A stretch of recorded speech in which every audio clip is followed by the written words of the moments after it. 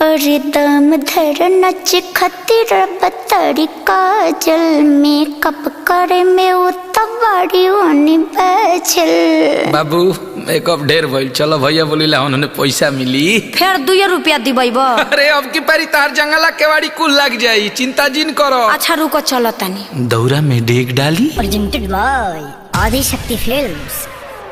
न बनी अंबानी जी जानो तो सभाबानी जी के झूठो के फैलता नी रहुआ न ले कुछ बानी जी। ए धरी न जबरी कलाई साफ साफ बतियाई माला पता न दिया।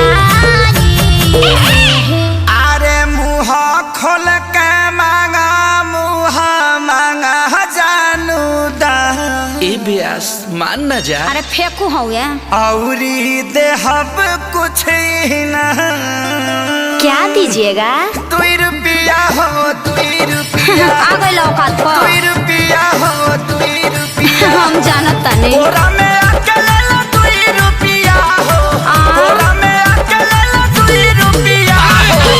उमर हिला के पौने 2 रुपया। बोरा में आके ले लो 2 रुपया। उमर हिला के पौने 2 रुपया।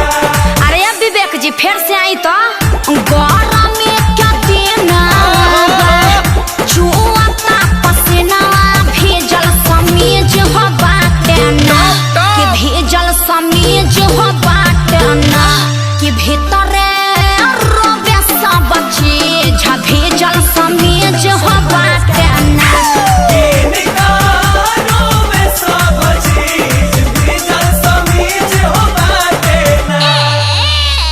सुनले बानी तोहरता बहुते हो खता कमाई हो 1000 2000 जे दे देब तोहरो न कुछ घट जाई हो। जवानी अठन्नी पकैले बाडू कांडी बोला काहे अतना हाई बजट के करे लूटी। अरे बोला भैया दाए जान भैया हमार होवे। हाँ तो फ्री में मजा लेबा छोड़ी हमारे अब पीछा लेब न परीक्षा तनी दूरी बनाई।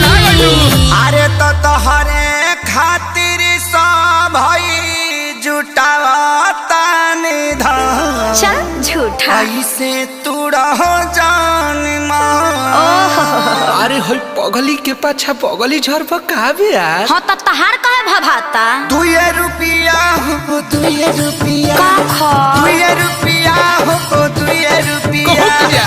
बोरा में आके ले लो 2 रुपया हो। बोरा में आके ले लो 2 रुपया। अरे लागल है। कमर हिला के पौने 2 रुपया। ना होई बोरा में आके ले लो 2 रुपया। अरे कमर हिला के पौने 2 रुपया। तू लोग कीप साइलेंट रहबा लोग की ना काहे खातिर आयता ना कमाइला एगो झुमका बना पेन्हाइला।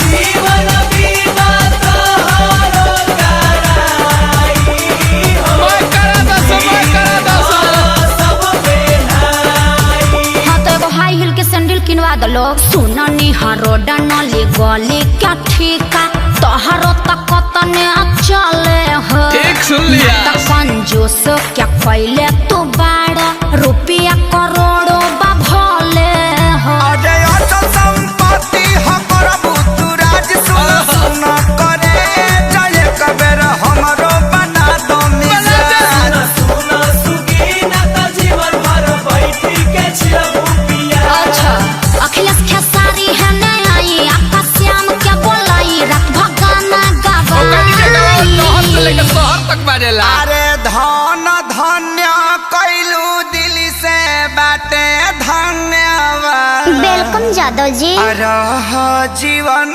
भर जिया जिया एम मजनू के सारू तू तो देखे में लागत तारा। का? फारू बेबी फारू बजट बढ़ाओ। बैगनो बेच दे। बेच दो 2 रुपया होते हैं 2 रुपया। 2 रुपया होते हैं 2 रुपया। ले ला चुमा चटाई दे हम 2 रुपया हो। चुमा चटाई दे हम 2 रुपया हो। अच्छा कालो कटाई पौने 2 रुपया।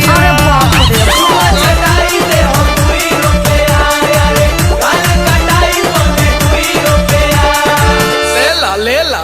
अरे बाजार खत्म करो लोग, जा अपना घर।